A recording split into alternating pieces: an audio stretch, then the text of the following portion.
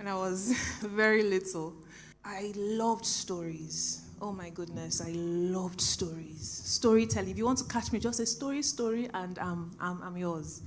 We literally lived like that growing up. I mean, I can still remember the times where there'll be no lights and then there'll be lantern in the sitting room.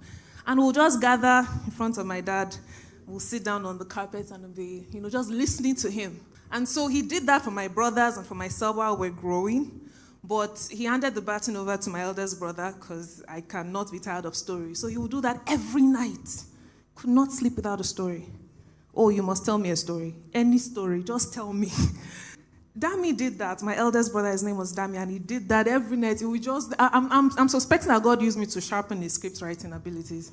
Because I would sit and tell me a story, and you think. It might not make sense, but I'll be enjoying it.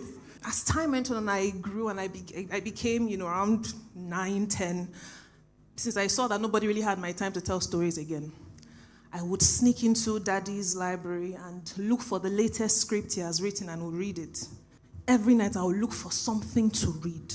When I grew older, I would go into Dami's room and would just look through, as if I'm shopping, look through his books, pick one, and I would read. So I loved books so much. When I grew older, secondary school, I became like the class storyteller. Literally. Break time, I would sit down and the class would gather around me and I would tell them stories. Tell them stories upon stories. And I'll be like, this really happened, guys. But they were complete fiction. But it was so endearing that they'll be so hooked. Very good storyteller. So I loved stories. I'm even telling you a story now.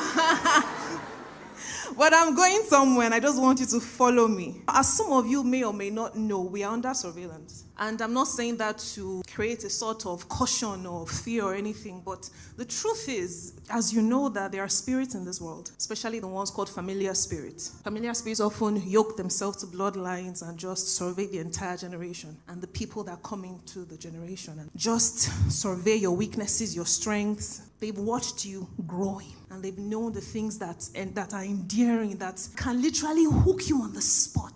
So it is not a secret. These spirits are often grouped with mediums and necromancers. And if you know mediums and necromancers, they are the ones that consult for you. Necromancers consult with the dead, mediums consult with spirits. And when the Bible talks about familiar spirits, it groups them together. So they are spirits that are knowledgeable about you.